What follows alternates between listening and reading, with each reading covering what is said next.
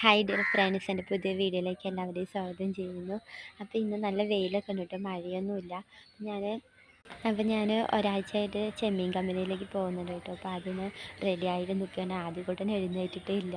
അപ്പോൾ ഇന്ന് അംഗൻവാടിയിലേക്ക് അച്ഛൻ കൊണ്ടുപോകും കേട്ടോ. അപ്പോൾ ഞങ്ങളൊരു 6:30 ആകുമ്പോൾ വരുള്ളൂ, വീടെത്തുള്ളൂ. ലോങ് വീഡിയോ ചെയ്യണം പറഞ്ഞിട്ട് എനിക്ക് പറ്റുന്നേ ഇല്ല കേട്ടോ. ഒന്നില്ലെങ്കിൽ പുറത്ത് നല്ല മഴയായിരിക്കും, അല്ലെങ്കിൽ വരുമ്പോൾ രാത്രിയൊക്കെ ആവും.